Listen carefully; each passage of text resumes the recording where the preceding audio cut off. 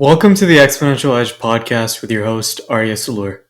I'm excited to have you join me on this journey, exploring the forefront of technological advancements and innovation that will shape our future. As a junior at Acton-Boxborough Regional High School in Massachusetts and the CEO of SecArmor, a cybersecurity startup, I'm fascinated by the transformative power of technology. In this podcast, we'll dive deep into 5 key areas that are poised for exponential growth in the next decade. We'll be exploring the realms of cybersecurity, generative AI, sustainability and climate tech, biotech and human longevity, as well as the reshoring of manufacturing. And we'll also go over rising startups disrupting the marketplace. These topics and businesses hold immense potential to revolutionize our world and redefine the way we live, work, and interact. Each episode will feature insightful conversations with experts, thought leaders, and visionaries who are at the forefront of these fields. In just 30 minutes, our goal is to provide you with 5 signature nuggets of wisdom from our guests. These key takeaways will empower you with knowledge and help you stay ahead in an ever-evolving technological landscape. Without further ado, let's introduce our guest for this week.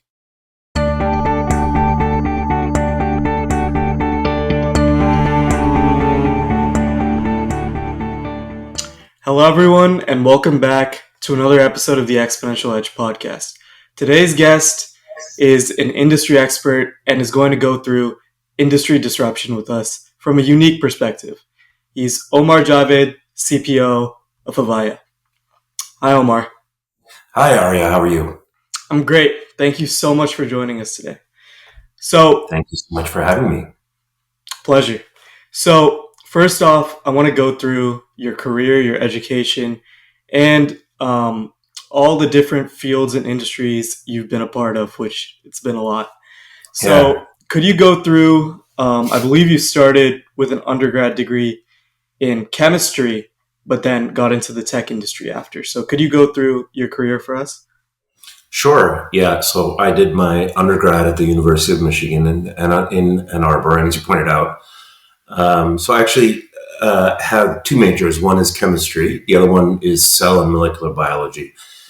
And really, that was because I was medical school bound. My father is a doctor, and he really wanted me to be a doctor as well. But life had other plans for me. One of the things I did while I was at the University of Michigan was work for. They had a group called the ITD, the Information Technology Division. And so I was always a bit of a techie. I was off computers. And so I started working at ITD. And that led to me creating my first company, which I started while I was still an undergrad. And, that's what set my course. That's what kind of diverted me from what I would have done otherwise, I suppose. Mm-hmm. And it's interesting because a lot of the people that I've interviewed who are obviously very successful, what they studied hasn't really had much to do with where their career is headed. So I saw your career path and I thought it followed that same trend. So it's pretty interesting. It did. I would say the biggest way that I've used my degree or education, or however you want to put it, since it's a STEM degree, I think what it really prepared me for is like that starting your career out as a scientist, that rigor, that analytical rigor, the way to think about it that is data driven, right, and intellectually honest, which is kind of the hallmark of the scientific method. So that's helped me a lot, I think. Yep, definitely. So after that, you've worked in some pretty high-name companies, Qualcomm, Motorola, and now Avaya as well, which we'll all get into. But could you just walk us through those career changes pretty briefly? Sure. So I mentioned that I had started my first company while I was an undergrad. That company ended up getting sold to my other partners and ended up getting acquired itself by a much larger company. I then worked for a couple of other startups. And then I did my obligatory stint in management consulting at Deloitte. And I started my second company, basically learning what I did at Deloitte, and that was a company called Mobilosity. So we were based in New York City. The Mobilosity itself ended up getting acquired by a company called Wireless Knowledge, which was a wholly owned. It was originally a joint venture between Qualcomm and Microsoft, but then Qualcomm bought out Microsoft's stake. So effectively, the company became part of Qualcomm, was acquired by Qualcomm. So I joined Qualcomm. I ran their New York office for a while as a result of that, and then they persuaded me to come to San Diego, which is where I lived for. So I was an executive with Qualcomm for a number of years, and then I left Qualcomm when a fellow by the name, who's a dear friend and a mentor, and actually one of the smartest guys I've ever met, a fellow by the name of Dr. Sanjay Jha. He was president and chief operating officer at Qualcomm. He left and then became the CEO of Motorola. And then I joined him there. Motorola itself, as you may be aware or remember, was ended up getting acquired by Google. That's how I ended up at Google. And then there's a number of other ones. I left Google to go to other destinations like HP and Vonage, and now currently where I am at. I actually went back to Qualcomm again for a little bit, and then I'm at Avaya now. Awesome. Thank you. So let's talk about your work at Avaya. They're a leader in software and also have now put out some hardware options I see on your website. Yes. For customer experience and customer service. So could you walk us through all your guys' main products and what you guys do? Yeah. So I'll try not to make this an advertisement. Avaya itself can trace its heritage. The company has been around for a long time, so over 100 years. It was really originally a part of the Bell system, which then became AT&T, and as you probably many remember, it was broken up because it was deemed a monopoly. So AT&T and its various spin-offs, one of them was Lucent. Then Avaya itself was a spin-off of Lucent. Okay, so what Avaya, we're basically we're a big company and we're a big player in two markets. So I would say we're like the 700-pound gorilla in a market called UC, or Unified Communications. And the best way to think about that is it's business telephony. So you have big businesses, they have phone systems. We are one of the world's leaders in that. We're either number one or number two. Number one will either be us or Cisco. So that you're talking about the hardware business that we have is primarily it's a small part of our business, but it's primarily around this UC business, right? Selling phones, video conferencing systems, conference call hardware, etc. So that's one. The other area, and we are, let's say, the 900-pound gorilla in this space is contact center software. So we're the largest provider of contact center software in the world. I think we still have number one market share, at least as it's measured by number of seats.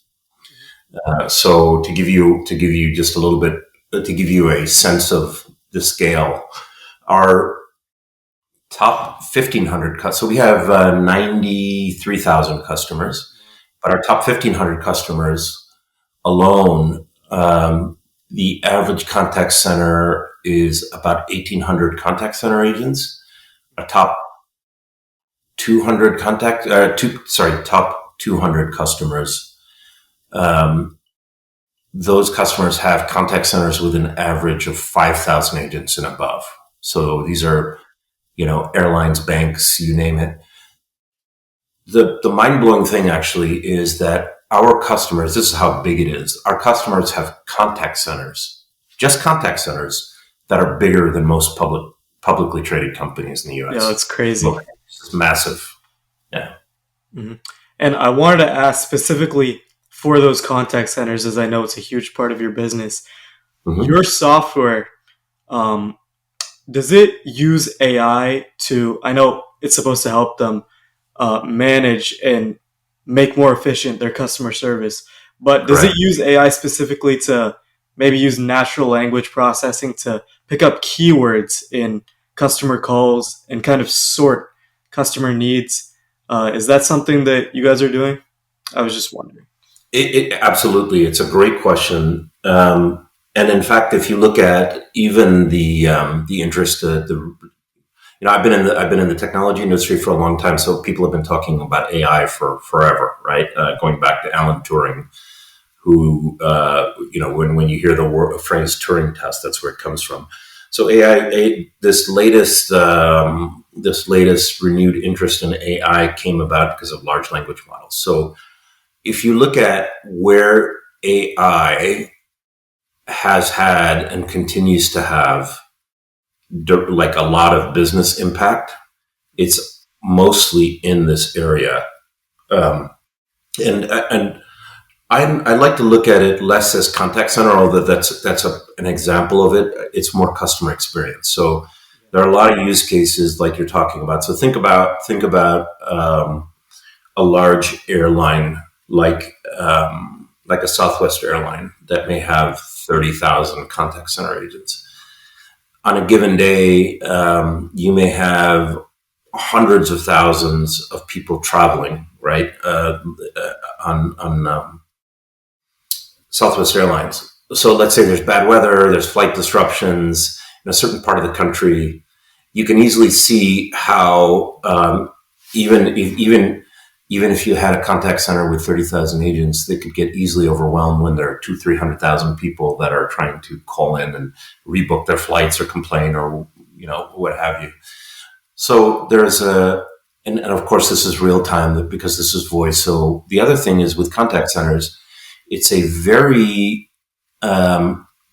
metrics driven process. So if you've ever been into a call center or ever talked to somebody who's worked as a call center agent, um, they're measured continuously, like not at like 10, 15, 30-second minute increments, on efficiency and how they handle, they have all these different metrics like um, time to first resolution, all these different sorts of things.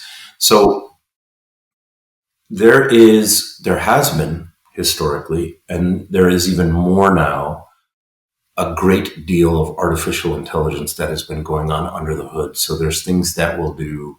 So if you were to look at, like, if you think about whenever you call in a contact center, right? You call in a bank, for example, and you want to either transfer money or you have an inquiry about a charge or the contact center agents, they're typically sitting in front of multiple screens. And then they have knowledge management systems or agent assist systems, which are often that are AI powered, and that's becoming even more so the case with these large language model systems. There's also one of the things that we do is apply AI and machine learning techniques to audio. So you can imagine there's a lot of things that go on when you call in. Let's say the connection isn't that great. So how can you improve the audio experience so that the call transcripts are good, the overall audio experience is good, those kinds of things. So there's a lot of areas where we're already applying AI a lot in there. Yep, awesome. Thank you so much for explaining that. Of So, course. we're going to cover a lot of disruptive technologies and industries in today's episode, and Mm-hmm. Avaya is definitely one of them. But I want to take us back to Motorola because when I was seeing where you've worked your career to prepare for this episode, I saw Motorola and I smiled because I actually interviewed a VC who was a lead product manager of Motorola during the time that the Razr was unveiled. And Mm-hmm. as a lot of people probably know if they watched that episode or just know about that time period, the Razr was at the top of the market, really It was. iconic. Yeah. But over those next few years, as smartphones began to rise, Motorola began to fall because they weren't adapting. Uh, Yeah. so I wanted to ask about your experience getting into Motorola, the Google acquisition, how they worked with Android, and at that time, I believe the term is called Android fragmentation, Mm-hmm. where all these different companies were using the Android platform to make their own handsets. So can you talk about that time and your experience with that? Sure, sure. Okay, this could be a really interesting discussion, and could, because you've covered a ton of meaty topics right there. So, okay, Motorola in its heyday is the way that we view Apple. When they were firing on all cylinders, they created industries, um, the paging industry, the push to talk, right? So IDEN, uh, if you remember Nextel, Motorola itself, a gentleman by the name of Martin Cooper at Motorola invented the cell phone. So it was it was especially poignant because you look at Motorola. Here's a company that had invented the cell phone, invented that market, and was losing, right. And as it turns out, what happened is that Apple came out with the iPhone in 2007 and changed the industry. The industry changed from being from cell phones to mobile computers, and Motorola. All, by the way, all of the incumbents. It's not just Motorola, but I think it was especially telling because Motorola invented the cell phone. But Motorola had missed actually a couple of different technology waves. So the original cell phone industry, if you want to call it 1G, that was analog, first generation, right? So Motorola was also a laggard in digital, and that's what led to the rise. So digital being GSM and TDMA, and that's what led to the rise of Nokia. Um, and then there was 3G, so-called 3G, or let's call it two and a half. Well, yeah, 3G. There's CDMA, which is the technology that Qualcomm developed, and that's kind of the technology that led to the entry of Samsung, LG, a number of other players, right? Many of whom are not around anymore.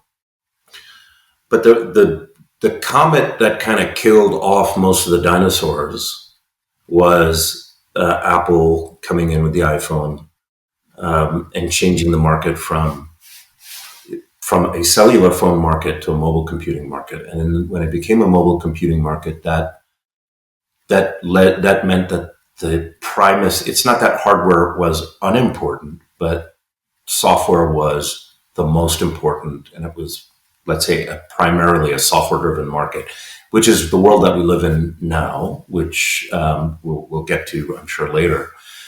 So, when Motorola was in a great deal of trouble, um, a gentleman by the name of Carl Icahn, who's an activist investor, came in, made a lot of changes. Sanjay came in as CEO.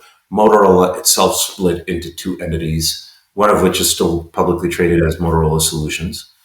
Sanjay became the CEO of Motorola Mobility. And Sanjay, realizing that um, this shift internally within Motorola, they had, because they looked at it as a hardware company, and a lot of hardware companies, there's a lot of, you see this play out all the time. You're seeing this today in the automotive market, against Tesla.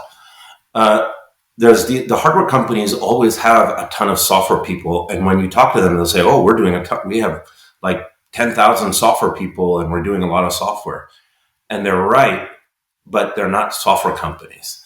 Um, and this was the case with Motorola. So the other thing is Motorola internally had many, many different operating systems. At the time, they were the world's largest licensee of Windows Mobile, Windows Phone, so they were a big Microsoft licensee. They had Symbian. They had their own, I think, couple of different flavors of internally developed operating systems. So it was all over the place. And so the thing that saved the company and what Sanjay it was just prescient. He bet the company on Android.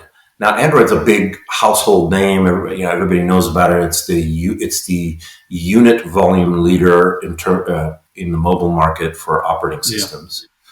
Yeah. But at that time, nobody really knew it. It was an insider thing, and so we made a big bet on Android. Verizon made a big bet on Motorola because AT&T had I think 5-year exclusive arrangement for the iPhone. Verizon was losing share to AT&T, and so they were getting pretty desperate for a solution. And so they made a big bet on Motorola. Motorola came up with the Droid, and then Verizon put a ton of their marketing prowess around this Droid Does campaign, and that sold millions, tens of millions of units of the Droid, Motorola Droid, put Motorola back on the map, did a tremendous job for Verizon as well, and really, I think, set the stage for Android. So let me pause there because you asked a bunch of, you talked about Android fragmentation, a lot of that kind of stuff. So let's pause there, and I don't know if you want to take the conversation in a different direction. Mm-hmm. Yeah, well, thank you. And I just want to thank you for that answer. There are a lot more questions, but I just wanted a quick follow-up.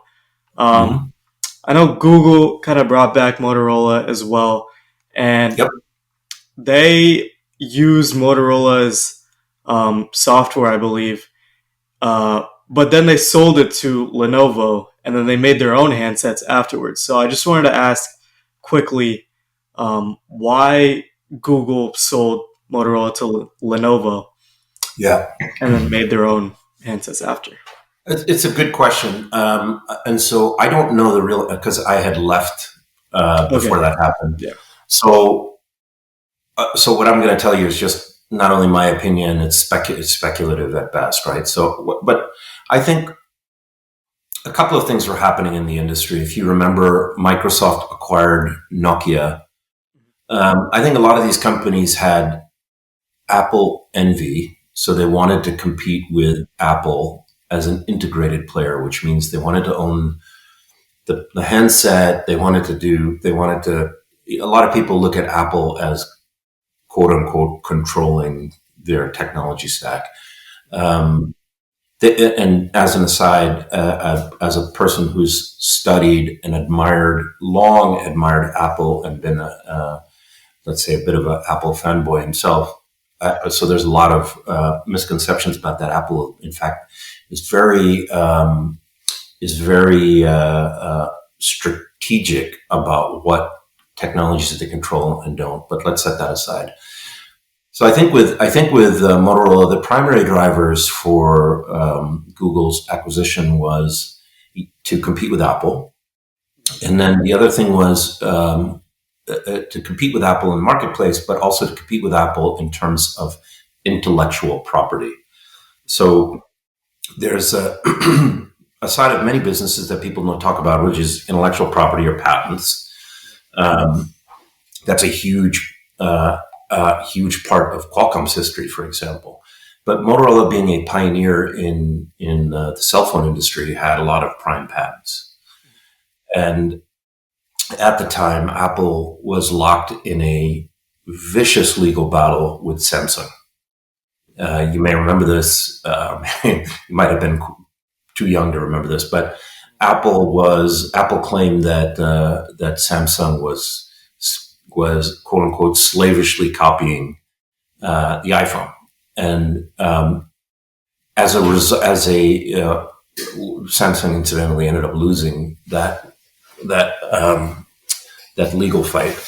But the thing was that really worried Google because Samsung was, and really still is, the largest player in the Android ecosystem. And so by doing that, it was actually a big risk to Android itself, which was and is a huge initiative within Google. So they wanted to compete directly with Apple, but they also wanted to, let's say, protect the Android ecosystem because Google lacked intellectual property in this area, right? And like a lot of companies in Silicon Valley, especially that started around that time, they also had kind of a dim view of intellectual property, right? Patents and things like that, which a lot of companies do until they have to litigate, right? So, Yeah. Mm-hmm. Thank you. And we're talking about Motorola. We're talking about a company that fell due to the rise of smartphones. But mhm. with the rise of smartphones came the rise of something else in parallel, which was digital cameras. So Yep. I know this has not much to do with your career, but I was last week, I was on a road trip in New York with going through college tours with my family, and we passed Kodak's headquarters in Rochester. And my dad was telling me how Kodak is one of these companies that failed to adapt during disruptive time periods because of the Yeah. digital camera, right? Their business 100%. model just, they stuck to it and they didn't adapt. So I wanted to ask you, why do you think Kodak didn't adopt digital cameras sooner? And what lessons, if you can be a little concise, what Mhm. lessons do you think that other companies could learn from Kodak's fall? Yeah. Okay. I actually have very, very involved in digital cameras because the camera is one of the most important features in a Oh, awesome. smartphone. So Mhm. I've have a ton of experience with that and a lot of passion for it as well. Okay. So the short answer is with Kodak and a lot of these kinds of companies. There's one of my professors at Harvard, Clayton Christensen, wrote a number of books about this and came up with it. A theory of what he called the theory of disruptive innovation. So basically, what happened with Kodak, and if you read different case studies about it, Kodak even knew Kodak worked on digital cameras. Their R&D department had it. Just as if you went to Motorola, they had smartphone software, they had smartphones, Nokia had smartphones. Um, but what ends up happening is that it's very difficult. So you have a whether you're publicly traded or not, you have this big business, and everything, people, processes, and culture end up being, when you're successful, are optimized to perpetuate, to grow that business, and to do something different, especially something what your organization will consider orthogonal, is extraordinarily difficult. So I think the issue is really is really kind of a cultural one within any of these companies, because what you'll find is that they see it. They're going to be smart. Mostly, in the vast majority of times, believe it or not, the people running the companies are quite smart. They're not stupid people. They have smart people working for them. So they'll see these things. They'll see, like, oh, smartphones, that's a big thing, or um, WhatsApp, or digital cameras. But you the thing that a lot of executives don't realize, and that why you need to have much more humility. You have to kind of force yourself to have it. It's difficult sometimes. Is that you'll realize that there's a lot more of your organization, if it's big and successful, that a lot of other people, you're outnumbered. So you may think something, and you may even be quite senior, but you've got to be able to explain and persuade tens of thousands, in some cases hundreds of thousands of people to change, and that's very, very hard. Very few companies master that. So I would say, the only company that comes to mind, at least in the tech industry, that does that consistently well is Apple. But You don't think Meta does that? Well, no, I don't. I'm a big fan of. I think obviously Mark Zuckerberg is brilliant, but I think that they have. I think they're really great acquirers. mhm. They Yeah, yeah. bought Instagram. It was a brilliant acquisition. I think WhatsApp has been as well. Um, but I haven't seen them. So if you look at AR, VR, I don't think they've made those technology shifts extremely well. I admire the company. I think they're a great company, right? I'm not just saying that because this will find its way, in the public and in public or whatever. But I don't.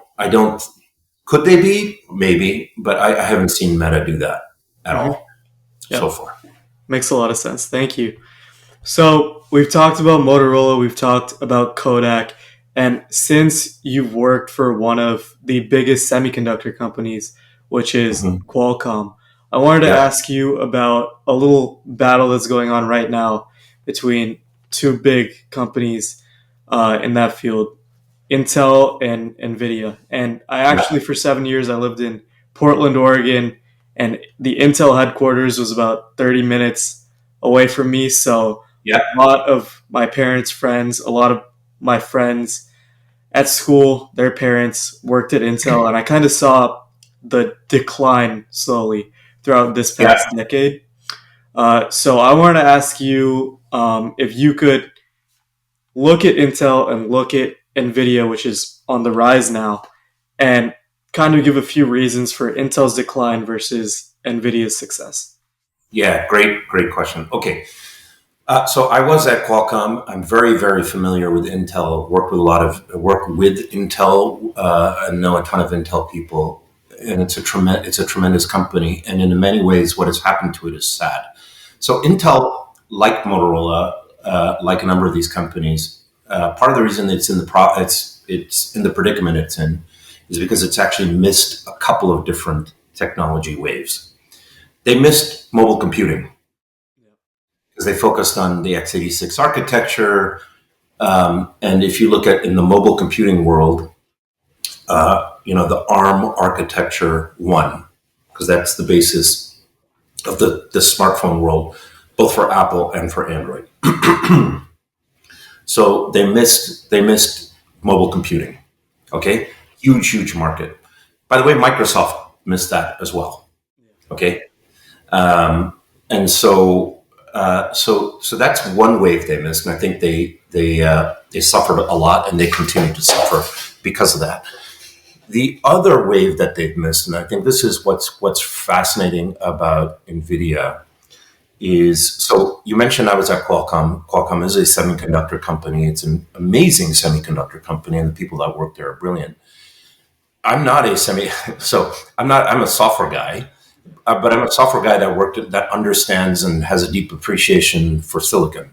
Um, so the that's in a way what is so amazing actually about NVIDIA because they, as silicon guys, and they're amazing at that. And silicon is its own semiconductor is its own very different world. They are software people. So one of the things that Jensen and his team, I think, what is it? I'll probably forget. I'll mess up his first name, but Ian. I think it's Ian Buck, and a couple of other folks. They had this amazing insight. So Jensen, I think, saw that basically the world that Intel had created, which was CPU, Moore's law, right, the central processing unit. There was a new world. There will be a new world of computing, which actually computer scientists have thought about and studied, which had first made its way into this niche of supercomputing. So you'd have supercomputing concepts like parallelization. I can't even pronounce it this morning very well. Massively parallel computing, things like that. All these different supercomputing techniques. So here's NVIDIA that started out as making chips graphics chips really for the gaming market. So they survive, they grow, that market shakes out. They're one of the few survivors in making graphics chips for gaming. Then I think they see a big boost in cryptocurrency, which is interesting because a lot of the seeds for their success where they are now come from that. Because when people are trying to do cryptocurrency mining, they're trying to use supercomputing techniques. That's why they use GPUs, not CPUs, to solve math problems, right? And then they invested very heavily, continue to invest heavily in I think it's now nearly 20 years, probably 18 years, in software, which is now called CUDA, which they call CUDA. But they invested in that. They saw the future and they invested in it, thick or thin, rain or shine. It kind of goes back to your earlier questions about, why did Kodak fail, all these kinds of things. In a semiconductor company, particularly when a semiconductor company is, they do a lot of software, but they're not software companies, number one, right? Number two, when times get tough, right, there's always business cycles, good times, bad times. You see how companies tell you what their priorities are by where they do layoffs and where they make cost cuts. So typically what will happen is like, oh, well, yeah, we're never going to touch our semiconductor engineers because they're the crown jewels. We'll get rid of the software people. And you see this. This has happened. This happened at Intel. This happened elsewhere whenever they've had to do cost cuts. The amazing thing about NVIDIA is that Jensen saw and had this conviction, and I think this is like this founder vision, this kind of crazy founder vision. It was viewed as crazy at the time. He kept investing in it. He kept, and you can go see. It's fascinating. I've seen him. Go see his talks at Stanford University School of Engineering and elsewhere, where he talks about this. And he did it even when it caused problems in their core business because they're making graphics chips for gamers, and their customers at the time were like, why are you giving me all this software overhead? You're making it more expensive and complicated. So they invested in it. They kept it with their vision. So the amazing thing about NVIDIA is that they saw the future. They saw that we're talking about disruption. What we're seeing now, we're calling it this disruption in AI, but it's really this different computing model where you're going from this world that we've all lived in, where we talk about, where you see Intel inside. That's the CPU model, Moore's law. That is shifted. The application, or the initial killer application, I would posit, is that for NVIDIA that made this shift was cryptocurrency, and they didn't invest in it. That was kind of bottoms up type of thing. But in AI, they invested. They were very clever. They went to research groups. They went to researchers and things like that. One of whom was a fellow by the name of Ilya Sutskever, right, who was one of the founders of OpenAI. So they were working with all the leading researchers in AI and machine learning, and basically all that software, they became familiar with it. So fast forward to today, they're an amazing semiconductor company, but their competitive moat is software. And it's again, my one man's opinion, but that their competitive moat there is tremendous. People underestimate how powerful it is and how good they are at it, actually. Mm-hmm.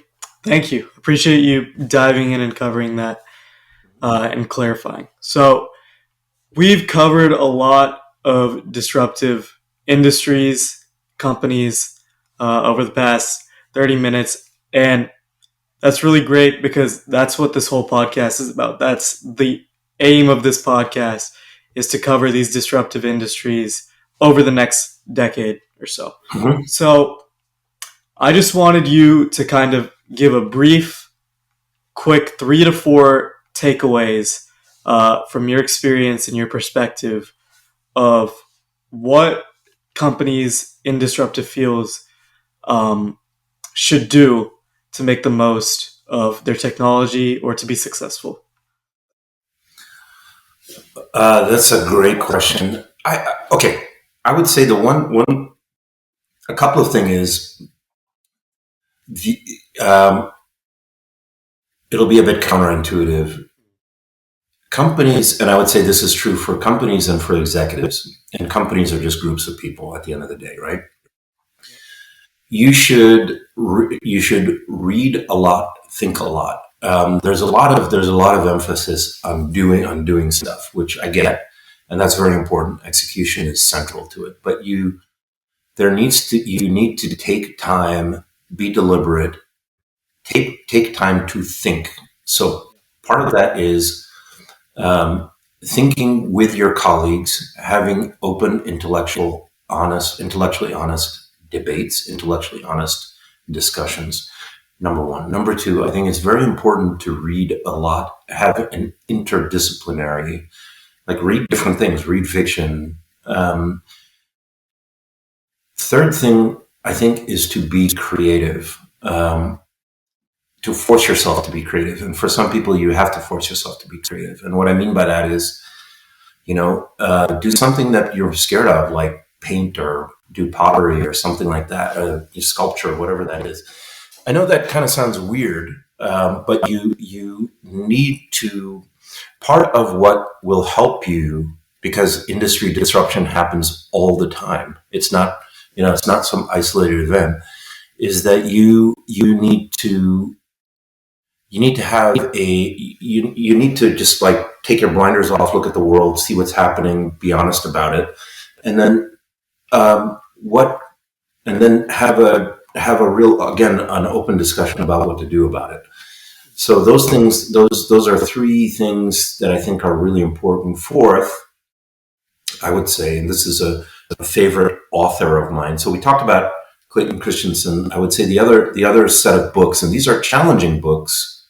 Actually, I'll remember two. I'll mention two authors. One is Nassim Nicholas Taleb. He's written a number of books. He's famous for a book called The Black Swan, which is a great book. Actually, all his books I find great, but my favorites of his are Fooled by Randomness, and then the other one is Anti-Fragile. So read his books. I think it'll really help you in life in general, but particularly in business. Well, not particularly, especially business life. The other one I think is a fascinating book as well. Is Things Hidden Since the Foundation of the World by Rene Girard. So I know it comes across as a slightly academic answer, but I think those are very, very important for people in business. Yeah, definitely. That's a great take. And you talked about these disruptive industries and what they can do to succeed. But let's talk about the actual substance of these industries. Which industries are going to see disruption? We talked about AI, obviously. Specifically, generative AI right now is seeing the huge boom. So, can you just give us three industries that you think are going to see the most exponential adoption over the coming decade? Yeah. Okay, I think the number one is going to be the smartphone industry itself. I think the mobile phone market is huge. So it's and by the way, so you saw the rise of the original cell phones. That's like a 6 or 7 billion unit market. Basically, everybody on Earth, and then the market, the opportunity for smartphones was to take over for the feature phone market. So even the smartphone market, I think now globally is about 3 or 4 billion units. So now you're going to have AI, right? So everybody's talking about AI. So one is the smartphone industry. The second one is the automotive industry. And I would say even more broadly, because I look at it as mobility, right? Tesla is clearly the leader there, but that's because the market has been framed as electrification. And is the electric car really the disruptive vehicle? I don't think so, right? There's a fellow by the name of Horace Dediu who you should look into. he believes, and actually I agree with him, is that the real industry disruption in mobility will be what's called micromobility. Micromobility is electric scooters, electric bikes, Wow, that's small interesting. electric vehicles, Yeah. things like that. So I think automotive, or let's call it mobility, is the other big area it's already happening. You don't think it's going to be automated cars specifically instead of I'm just sorry, electric? autonomous Yeah. vehicles. Mhm. I do think that is a disruption, uh, and so I agree with that. But if you, one way to look at it is, so that's one way one type of disruption. And then the other one is micromobility, which is, so part of the premise behind micromobility and why that's interesting is that people have cars, but if you look at it, mostly cars are idle, number one, and number two, mostly when people use cars, it is for short distances, like the average distance, something like 1 or 2 miles. So why not? And you're seeing this happen even in urban areas, like electric bikes have taken off. So it's a volume play. There are hundreds of millions, and that market is growing double-digit CAGR. Electric bikes, electric scooters, and then in China, for example, you're seeing the most popular, again by volume, electric cars are these really, really small electric cars. So like Geely and all these guys. So, sometimes what you'll see is, because the market itself is so big, mobility market is so big, you could see two different kinds of disruptions. You could see autonomous driving, you could see micromobility. They could both happen. The other way to think about it too is that, and Steve Jobs talked about this in the distinction. It's one of these things that really sticks in my mind, is the difference between computers and, at that time, laptops, and what ended up becoming mobile computing, which is smartphones. Is that there's a market for trucks, and then there's a market for cars, and those are very different markets. So, so maybe you see it play out in different ways, that the autonomous driving technology maybe makes its mark in trucking more so than cars. Just like you see, by the way, in planes, right? Most of planes are on autopilot for most of the time, right? So again, it's a big topic in itself. We could rattle on it for hours, I'm sure. But so I'd say one of the smartphones, where the shift from like the software shift is going to AI. I think the other thing is in automotive, where you have, let's say, mobility, where you have